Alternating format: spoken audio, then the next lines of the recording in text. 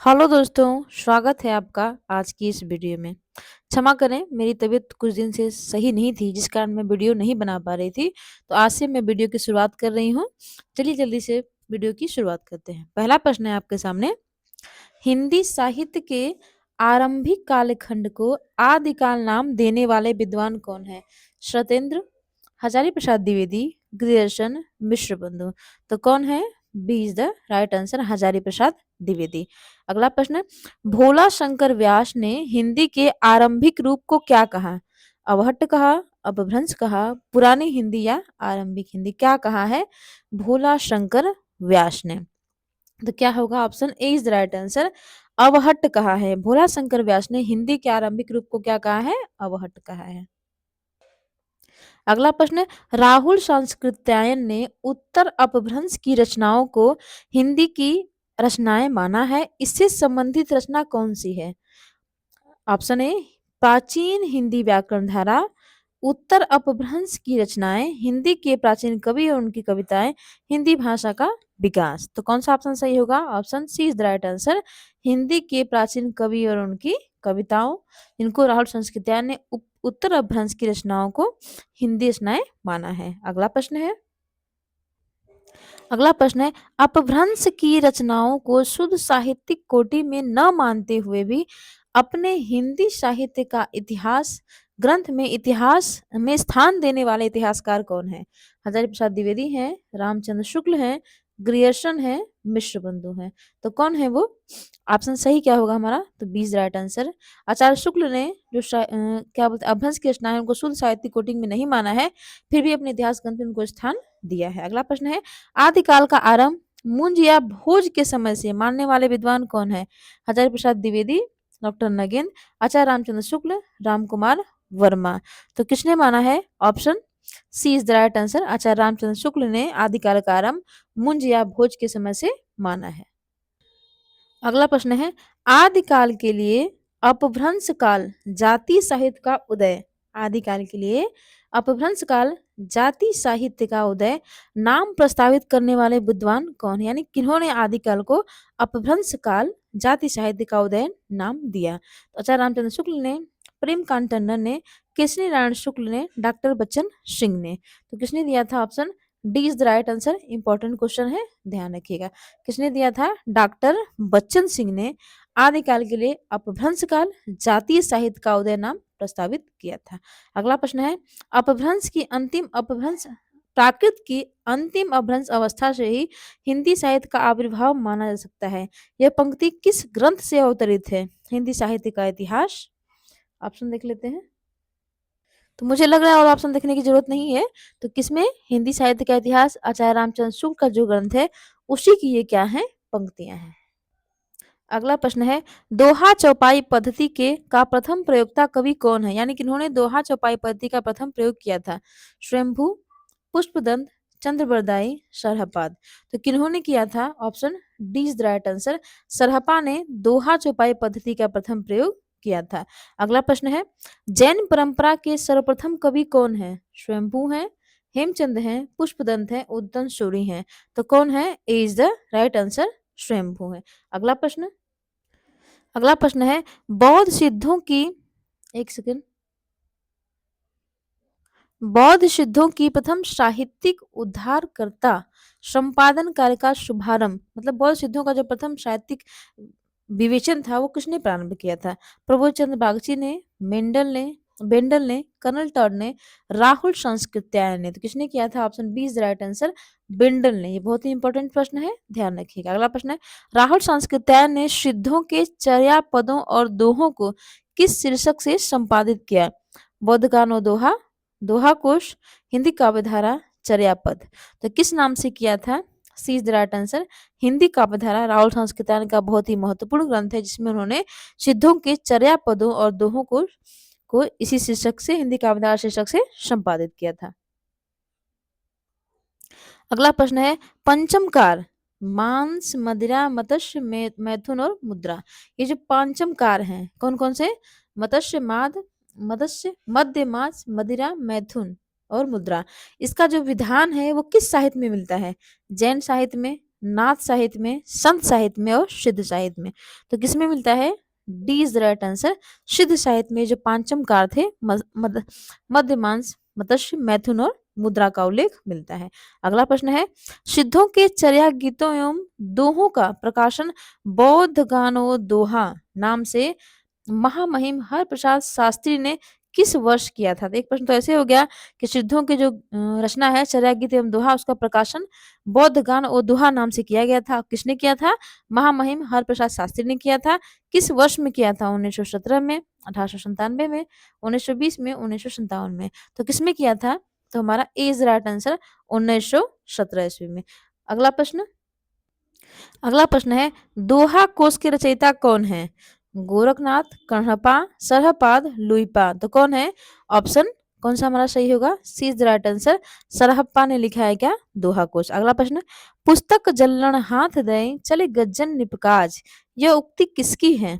जगनिक की है, विद्यापति की है, नरपति नाल की है, चंद्रबरदाई की है। तो किसकी है? Option D is the right answer. Prithviraj Raso से चंद्रबरदाई की उक्ति है। अगला प्रश्न है, आदिकाल को सिद्ध सामंत काल किसने कहा है? राहुल सांस्कृत्यायन ने, रामकुमार वर्मा ने, ग्रियर्सन ने, मिश्र बंधु ने।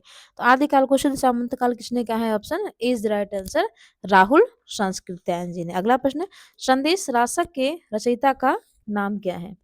संदेश रासक, इसके रचयिता का नाम क्या है? स्वयंभू, अब्दुल रहमान, हेमचंद, सारंगधन। तो क्या है? B is the right answer, Abdul Rahman. Raulvel किसकी कृति है? रोड़ा की, स्वयंभू की, राम सिंह की, पुष्पदंत की। तो राउरवेल किसकी है? Option A is the right answer, रोड़ा कवि की। अगला प्रश्न है, मिश्र बंधुओं के अनुसार ब्रज भाषा का प्रथम हिंदी कविता में प्रयोग किसने किया? पुहकर ने, पुष्पदंत ने, सारंगधर ने, अमीर खुसरो ने। यानी मिश्र बंधु किसको मानते हैं कि उन्होंने ब्रज भाषा का प्रयोग सर्वप्रथम हिंदी कविता में किया था? तो कौन है वो? She is the right answer, Sarangdhar. Important प्रश्न है, ध्यान रखिएगा। अगला प्रश्न, अवघड़ का संबंध निम्न में से किसमें से है? ऑप्शन देख लेते हैं। अवघड़ का संबंध किससे है? वैष्णव मत से, गोरखनाथ से, जैन मत से, रामानुज से। तो किससे है? Option B is right answer, Gorakhnath से है अवघड़ का संबंध। अगला प्रश्न, भू परिक्रमा की रचना किसने की है? विद्यापति ने, खुसरो ने, देवसेन ने, सुमतिगढ़ ने। तो किसने की है भू परिक्रमा की? तो ऑप्शन इज राइट आंसर, ये विद्यापति की रचना है। अगला प्रश्न है, हरिचरित्र के रचनाकार कौन है? ऑप्शन देख लेते हैं। हरिचरित्र के रचनाकार कौन है? लालचंद, लालचंदा, लालचदास, व्यास कवि, मेरुतुंग। तो कौन है? Option B is the right answer, Lalach Das ने लिखा है हरिचरित्र। अगला प्रश्न, नल दमयंती कथा, इसके लेखक कौन है? लालचंद, लालचदास, रोड़ा, जान कवि। तो नल दमयंती कथा किसकी है? Option D is the right answer, जान कवि की है नल दमयंती कथा। अगला प्रश्न, आदिकाल का प्रथम कवि कौन है? सरहपाद, पुष्पदंत, स्वयंभू, चंद्रबरदाई। तो कौन है आदिकाल के प्रथम कवि? Option is the right answer, Sarahapa. Sarahapa को आदिकाल का प्रथम कवि भी माना जाता है और हिंदी का आदि कवि भी माना जाता है। अगला प्रश्न है, राहुल सांस्कृत्यायन ने हिंदी का प्रथम कवि किसे माना है? जयेंदु को, सरहपा को, स्वयंभू को, पुष्पदंत को। तो किसे माना है? Option B is right answer, Sarahapa को। और ये सर्वमान्य मत भी है कि हिंदी के पहले कवि कौन है? सरहपा है। चलते हैं अगले प्रश्न पे। आचार्य शुक्ल ने देश भाषा काव्य की पुस्तकों की संख्या कितनी मानी है? 8, 10, 12, 6। तो कितनी मानी है? आंसर क्या होगा? Option C is right answer, Acharya Shukla ने देश भाषा काव्य की पुस्तकों की संख्या कितनी मानी है? 8 मानी है। अगला प्रश्न है, कविराज श्यामल दास ने रासों की उत्पत्ति किससे मानी है? रहस्यानुभूति से, रहस्य से, रसायन से, रासक से। तो किससे मानी है? B is the right answer, रहस्य से। अगला प्रश्न है, काशी प्रसाद जायसवाल ने रासों की उत्पत्ति किससे मानी है? राष्ट्र, रहस्य से, रासों से, रासक से। तो किससे मानी है? Option C is the right answer, रहस्य से। यानी काशी प्रसाद जायसवाल ने भी और श्यामल दास ने, दोनों लोगों ने रासों की उत्पत्ति किससे मानी है? रहस्य मानी है। अगला प्रश्न है, नरोत्तम स्वामी के अनुसार रासों की उत्पत्ति किससे हुई है? रसायन से, रासक से, राजयस से, रसिक से। तो किससे हुई है? D is the right answer, रसिक से। अगला प्रश्न, रासों की उत्पत्ति आचार्य शुक्ल ने किससे मानी है? रसायन से, रसायनुभूति से, रास से, राजयस से। तो शुक्ल ने किससे मानी है? Option A is right answer, रसायन से मानी है। अगला प्रश्न है, नेमिनाथ रास के रचयिता कौन है? सुमतिगढ़ी, डोम्भिपा, जिनदत्त सूरि, सोम प्रभु सूरि। तो कौन है? Option A is the right answer, Sumatigan. अगला प्रश्न है, दंग वय पुराण के रचनाकार कौन है? दंग वय पुराण के रचनाकार कौन है? राजशेखर, भट्ट केदार, श्रीधर, भीम कवि। तो कौन है? Option D is the right answer, Bhim कवि ने लिखा है दंग वय पुराण। याद कैसे करेंगे? भीम क्या थे? बिल्कुल दबंग थे, तो उसी के मिला कोरिलेट करके याद कर लेंगे। तो दंग वय पुराण के रचनाकार कौन है? भीम कवि है। अगला प्रश्न, योगचर्या किसकी पुस्तक है? डोम्भिपा की, लुइपा की, सरपा की, सॉरी, डोम्भिपा, लुइपा, सब्रपा, सरहपा। तो योगचर्या किसकी पुस्तक है? Option A is the right answer, Dombhipa की। योगचर्या किसने लिखा है? डोम्भिपा ने। अगला प्रश्न, स्वयंभू लिखित रचना कौन सी है? महापुराण, पौंचर्य, भविष्यत कहा, पदावली। तो कौन सी है? Option B is the right answer. अगला प्रश्न, आल्हा खंड की रचयिता कौन है? चंद्रबरदाई, जगनिक, नरपतिनाल, सारंगधर। तो कौन है? Option B is the right answer, Jagnik. Alakhand यानी परमाल रासो। परमाल रासो की रचयिता कौन है? परमाल रासो। हाँ, परमाल रासो। इसकी रचयिता भी कौन है? यही है जगनिक। अगला प्रश्न, पाहुर दोहा ग्रंथ की रचना किसने की है? तो पाहुर दोहा किसकी है? राम सिंह की है। हमारा ऑप्शन कौन सा सही होगा? पाहुर दोहा किसकी है? राम सिंह की। अगला प्रश्न है, लेखक से रचना का मिलान करना है। अब्दुल रहमान ने क्या लिखा है? संदेश रासक। तो पहले क्या आएगा? संदेश रासक। दलपति विजय ने क्या लिखा है? खुमार रासक। तो फिर क्या आ गया? खुमार रासक। भट्ट केदार ने क्या लिखा है? जयचंद्र प्रकाश किसने लिखा है? भट्ट केदार ने। और श्रीधर ने क्या लिखा है? रणमाला छंद। तो हमारा ऑप्शन कौन सा सही होगा? B is the right answer. अगला प्रश्न है, गोरख बोध, एक सेकंड, गोरख बोध की रचना किसने की है? डोम्बिपा ने, सब्रपा में, लुइपा ने, गोरखनाथ ने। तो गोरख बोध की रचना किसने की है? Option D is the right answer, Gorakhnath. अगला प्रश्न, बेली कृष्ण रुक्मिणी रे, इसके रचयिता कौन है? जिनी धर्मसूरी, सारंगधर, पृथ्वीराज या भीम कवि। तो किसने किया है? Option C is the right answer, Prithviraj ने किया है बेली कृष्ण रुक्मिणी रे। ये इंपॉर्टेंट है, ध्यान रखिएगा। अगला प्रश्न, नरवई बोध के लेखक कौन है? गोरखनाथ, कल्लोल, नरपतिनाल, जिनदत्त सूरी। तो कौन है? तो option A is the right answer, Gorakhnath ने लिखा है नरवई बोध। अगला प्रश्न है, बीसल देव रासो, इसके रचनाकार कौन है? चंद्रबरदाई, रोड़ा, नरपति नाल, जगनिक। तो कौन है? Option C is the right answer, Narpati Nal. अगला प्रश्न, स्थूली भद्र रास किसकी रचना है? जैन दत्त सूर्य की, जैन धर्म सूर्य की, सोम प्रभु सूर्य की, मुनि राम सिंह की। तो स्थूली भद्र रास किसकी है? ऑप्शन हमारा क्या होगा? Option B is right answer, Jini Dharma Suri. ठीक है, स्थूली भद्रास किसकी है? जिनी धर्म सूरी की है। अगला प्रश्न, पृथ्वीराज रासो, इसकी रचयिता कौन है? जयानक, जगनिक, पृथ्वीराज, चंद्रबरदाई। तो पृथ्वीराज रासो के लेखक कौन है? पृथ्वीराज रासो के लेखक कौन है? तो option D is the right answer, Chand Bardai. अगला प्रश्न, बीसल देव रासो के रचनाकार कौन है?